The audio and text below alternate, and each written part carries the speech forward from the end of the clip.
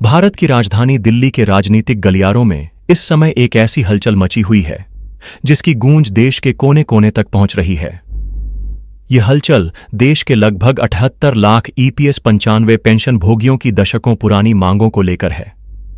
यह सिर्फ एक विरोध प्रदर्शन नहीं है, बल्कि यह उन वृद्ध नागरिकों के संघर्ष की एक जटिल और लंबी गाथा है जिनकी उम्मीदें अब एक निर्णायक मोड़ पर आ खड़ी हुई हैं।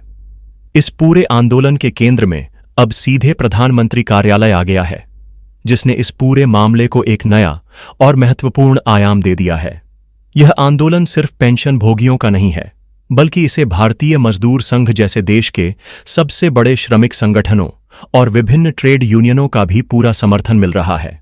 विशेष रूप से चीनी मिल के श्रमिक इस आंदोलन में सक्रिय रूप से सहयोग कर रहे हैं, जो इसे एक नई शक्ति और व्यापकता प्रदान कर रहा है। इसी व्यापकता और संवेदनशीलता को देखते हुए इस पूरे मामले की विस्तृत जानकारी अब सीधे प्रधानमंत्री कार्यालय के शीर्ष अधिकारियों तक पहुंच चुकी है। प्रधानमंत्री कार्यालय के सचिव श्री अदनान स्वामी इस मामले की हर बारीकी से अवगत हो चुके हैं। स्थिति की गंभीरता को समझते हुए और सरकार के पक्ष को स्पष्ट करने के लिए उन्होंने एक असाधारण और अभूतपूर्व कदम उठाया। उन्होंने हाल ही में एक विशेष प्रेस कॉन्फ्रेंस का आयोजन किया। यह कॉन्फ्रेंस अपने आप में अनूठी थी, क्योंकि इसमें पारंपरिक मीडिया को नहीं बुलाया गया था। इसके बजाय केवल उन सोशल मीडिया इन्फ्लुएंसरों को आमंत्रित किया गया था जिनकी पहुंच करोड़ों लोगों तक है और जिनके माध्यम से लाखों ईपीएस 95 पेंशन भोगी नियमित रूप से अपडेट प्राप्त करते हैं। यह एक रणनीतिक कदम था जिसका उद्देश्य सही जानकारी को सीधे और बिना किसी व्यवधान के पेंशन भोगियों तक पहुंचाना था। इस विशेष बैठक में श्री अदनान स्वामी ने सरकार की ओर से तमाम पहलुओं पर स्थिति साफ की। उन्होंने प्रधानमंत्री श्री नरेंद्र मोदी की नीतियों का एक विस्तृत खुलासा किया, जो विशेष रूप से ईपीएस 95 पेंशन भोगियों से संबंधित थीं। उन्होंने इस बात पर जोर दिया कि पेंशनरों की जो 4 सूत्रीय मांगें लंबे समय से लंबित हैं, उन्हें मंजूर करने की दिशा में प्रधानमंत्री के स्तर से किस प्रकार की कार्यवाही पहले ही शुरू की जा चुकी है। श्री स्वामी ने बताया कि इस प्रक्रिया को अब अंतिम रूप दिया जा रहा है और प्रधानमंत्री व्यक्तिगत रूप से इन मांगों को पूरा करने के लिए क्या कदम उठा रहे हैं, इसका एक खाका भी प्रस्तुत किया। यह स्पष्ट कर दिया गया है कि प्रधानमंत्री के विशेष सचिव के रूप में श्री अदनान स्वामी ने अब इस मुद्दे पर मोर्चा संभाल लिया है। उन्हें विशेष रूप से प्रधानमंत्री द्वारा इस कार्य के लिए नियुक्त किया गया है कि वे मीडिया को, विशेषकर नए युग के डिजिटल मीडिया को, इस संवेदनशील मुद्दे पर सरकार की योजनाओं और कार्यक्रमों के बारे में जानकारी दें। इस नियुक्ति के बाद श्री स्वामी ने ईपीएस 95 पेंशनरों से जुड़े हर पहलू पर, चाहे वह वित्तीय हो, सामाजिक हो या मानवीय हो, प्रधानमंत्री के स्तर से हो रही प्रगति की जानकारी उन सोशल मीडिया इन्फ्लुएंसरों को दी जिनसे लाखों पेंशनभोगी सीधे जुड़े हुए हैं। श्री अदनान स्वामी ने अपनी ब्रीफिंग में एक एक बात को बड़ी स्पष्टता के साथ रखा और पेंशनभोगियों के मन में उठ रहे हर सवाल का साफ साफ जवाब दिया। उन्होंने यह भी संकेत दिया कि ईपीएस 95 पेंशन की राशि में कितनी वृद्धि हो सकती है, इसे कितना और बढ़ाया जा सकता है और सबसे महत्वपूर्ण, यह कब तक बढ़ाया जा सकता है। इस संबंध में एक विस्तृत ब्रीफिंग सोशल मीडिया इन्फ्लुएंसरों को प्रदान की गई ताकि सही जानकारी बिना किसी भ्रम के पेंशन भोगियों तक पहुंच सके। इसी बीच पेंशन भोगी आंदोलन के सबसे बड़े चेहरे कमांडर अशोक रावत जी के नेतृत्व में आगामी 4 और 5 अगस्त को राष्ट्र की राजधानी दिल्ली के ऐतिहासिक जंतर मंतर पर एक विशाल धरना प्रदर्शन का कार्यक्रम निर्धारित किया गया है। इस आंदोलन की गूंज प्रधानमंत्री कार्यालय तक पूरी शिद्दत से पहुंच रही है। प्रधानमंत्री कार्यालय इस निर्धारित आंदोलन कार्यक्रम की हर छोटी बड़ी जानकारी पर पैनी नजर रखे हुए है। मामले की गंभीरता को देखते हुए एक स्पेशल टास्क फोर्स का गठन किया गया है, जिसका नेतृत्व श्री अदनान स्वामी को ही सौंपा गया है। यह उच्च स्तरीय समिति 4 और 5 अगस्त के धरना आंदोलन कार्यक्रम की पूरी रिपोर्ट, जिसमें प्रदर्शनकारियों की संख्या, उनके मुद्दे, उनकी भावनाएं और कार्यक्रम का समग्र प्रभाव शामिल होगा, सीधे प्रधानमंत्री को मुहैया करवाएगी। इस दिशा में श्री अदनान स्वामी के नेतृत्व में गठित समिति ने अपना कार्यभार संभालते ही तेजी से काम करना शुरू कर दिया है। अपने कार्यकाल के पहले ही दिन समिति ने सोशल मीडिया इन्फ्लुएंसरों को फिर से ब्रीफ किया और उन्हें यह आश्वासन दिया कि कैसे प्रधानमंत्री नरेंद्र मोदी को इस आंदोलन की पल पल की जानकारी मुहैया कराई जा रही है। उन्होंने बताया कि प्रधानमंत्री स्वयं इस मामले से जुड़ी तमाम फाइलों का गहन मुआयना कर चुके हैं और जो भी शेष कार्य हैं उन्हें शीघ्रता से पूर्ण करने की प्रक्रिया में हैं। इस कार्य को गति देने के लिए ही प्रधानमंत्री नरेंद्र मोदी द्वारा इस विशेष दल का गठन किया गया है। यह दल आगामी 4 और 5 अगस्त को दिल्ली के जंतर मंतर पर होने वाले कार्यक्रम का जमीनी स्तर पर पूरा आकलन करेगा और इसकी एक विस्तृत तथ्यात्मक रिपोर्ट प्रधानमंत्री को सौंपेगा।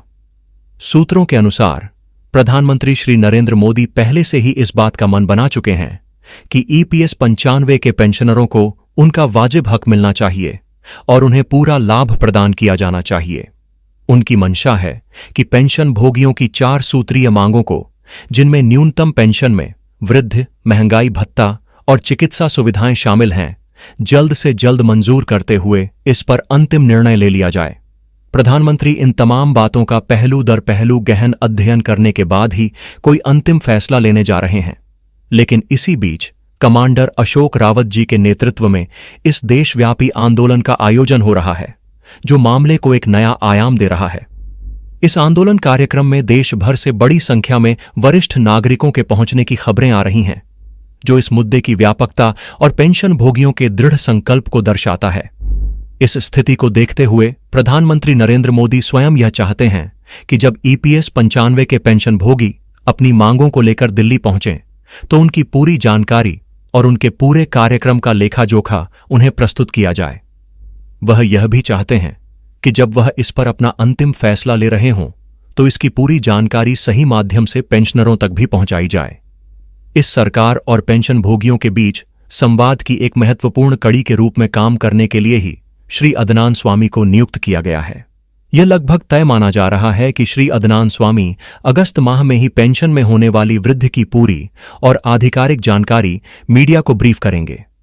अंदरूनी सूत्रों का कहना है कि पेंशन की बढ़ोतरी का कार्यक्रम लगभग तय हो चुका है और इस पर तमाम आवश्यक फैसले लिए जाने की प्रक्रिया अंतिम चरण में है। ऐसा अनुमान लगाया जा रहा है कि प्रधानमंत्री श्री नरेंद्र मोदी अगस्त के महीने में ही पेंशन भोगियों की 4 सूत्रीय मांगों में से कम 3 सूत्रीय मांगों को अपनी मंजूरी देते हुए उन्हें तमाम तरह के लाभ प्रदान कर सकते हैं। इसमें सबसे प्रमुख है पेंशन की राशि में एक सम्मानजनक वृद्धि, जो संभवतः 7,500 रुपये मासिक हो सकती है। इसके साथ ही पेंशन भोगियों को अन्य प्रकार की सारी सुविधाएं भी मुहैया कराई जा सकती हैं, जैसे कि महंगाई भत्ते, डीए का महत्वपूर्ण प्रावधान, जो बढ़ती महंगाई से निपटने में उनकी मदद करेगा।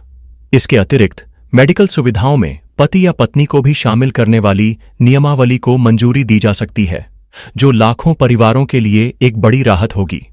इन सभी फैसलों को एक साथ मिलाकर और तमाम गजट नोटिफिकेशन के साथ पेंशनरों के लिए जो अन्य कार्यक्रम निर्धारित हैं, उनका एक पूरा खाका तैयार करके उसे एक ठोस कानूनी रूप दिया जाएगा। यह कानून देश के सभी 28 राज्यों और केंद्र शासित प्रदेशों पर एक समान रूप से प्रभावी किया जाएगा, ताकि किसी भी पेंशन भोगी को उसके अधिकार से वंचित न किया जा सके। एक बार जब यह एक कानून का रूप ले लेगा तो प्रत्येक माह पेंशन की राशि सीधे लाभार्थियों के खाते में डीबीटी, डायरेक्ट बेनिफिट ट्रांसफर के माध्यम से पहुंचनी शुरू हो जाएगी, जिससे पूरी प्रक्रिया पारदर्शी और भ्रष्टाचार मुक्त हो जाएगी। इसी विराट कार्य को सफलतापूर्वक संपन्न करने के लिए प्रधानमंत्री नरेंद्र मोदी ने अपने विशेष सचिव श्री अदनान स्वामी को यह बड़ी और महत्वपूर्ण जिम्मेदारी सौंपने का काम किया है। उम्मीद की जा रही है कि श्री अदनान स्वामी इस जिम्मेदारी का पूरी निष्ठा से निर्वहन करेंगे और देश के लाखों पेंशनरों को उनका प्रतीक्षित लाभ प्रदान करने में महत्वपूर्ण भूमिका निभाएंगे। यह समझना भी महत्वपूर्ण है कि यह सब फैसला किसी अचानक दबाव में नहीं लिया जा रहा है, बल्कि यह पहले से पूर्व निर्धारित कार्यक्रम के दायरे में ही है। सरकार के स्तर पर यह सब कार्यक्रम पहले ही तय कर लिए गए थे और अब केवल प्रधानमंत्री की औपचारिक सहमति ही बाकी है, जो संबंधित फाइलों पर उनके हस्ताक्षर के साथ ही अंतिम रूप में प्रकाशित हो जाएगी। पहले गजट नोटिफिकेशन को प्रकाशित करने की सारी जिम्मेदारी कैबिनेट सचिव श्री टीडीवी सोमनाथन की अकेले की मानी जा रही थी, लेकिन अब इस महत्वपूर्ण कार्य में श्री अदनान स्वामी को भी एक बड़ी जिम्मेदारी सौंपी गई है, जिसमें वह श्री सोमनाथन का भरपूर सहयोग करेंगे। अब श्री टीडीवी सोमनाथन और श्री अदनान स्वामी के कंधों पर संयुक्त रूप से गजट नोटिफिकेशन की सारी जवाबदेही सौंप दी गई है। और यह सारा काम अगस्त माह में ही पूरा होना है। इस पूरी पृष्ठभूमि के बीच कमांडर साहब ने देश भर के पेंशन भोगियों से दिल्ली पहुंचने का आह्वान कर दिया है। कमांडर साहब के एक आह्वान पर देश के कोने कोने से पेंशन भोगियों की टीमें, जीवन के कई बसंत देख चुके वरिष्ठ नागरिकों के समूह आज दिल्ली के जंतर मंतर के लिए प्रस्थान कर चुके हैं। कल ही बिहार के पटना के ऐतिहासिक गांधी मैदान में एक बड़ी मीटिंग हुई थी, जिसमें यह तय किया गया था कि बिहार से बड़ी संख्या में पेंशन भोगी दिल्ली पहुंचकर कमांडर अशोक रावत द्वारा आह्वान किए गए तमाम कार्यक्रमों में पूरी सक्रियता से हिस्सा लेंगे। इसी तरह देश के अलग अलग राज्यों, चाहे वह महाराष्ट्र हो, केरल हो, पंजाब हो या पश्चिम बंगाल, हर जगह से वरिष्ठ नागरिक अपनी मांगों की आवाज बुलंद करने के लिए दिल्ली पहुंच रहे हैं। और इसी घमाघमी के बीच प्रधानमंत्री का यह बड़ा फैसला सामने आ रहा है, जिसमें प्रधानमंत्री नरेंद्र मोदी ने श्री अदनान स्वामी के नेतृत्व में गठित समिति को यह स्पष्ट निर्देश जारी कर दिया है कि आप तमाम पहलुओं को ध्यान में रखते हुए जल्द से जल्द गजट नोटिफिकेशन तैयार करवाकर पेंशन वृद्धि की कार्यवाही को सुनिश्चित करने का काम करें। आने वाले कुछ दिन, विशेषकर 4 और 5 अगस्त, न केवल इन 78 लाख पेंशन भोगियों के लिए बल्कि पूरे देश के लिए अत्यंत महत्वपूर्ण होने वाले हैं, जो यह तय करेंगे कि अपने जीवन की सांझ में खड़े इन वरिष्ठ नागरिकों को सम्मानजनक जीवन जीने का अधिकार मिलता है या उनका संघर्ष अभी और लंबा चलेगा। पूरा देश अपनी निगाहें दिल्ली पर टिकाए हुए है, एक ऐतिहासिक फैसले की प्रतीक्षा में।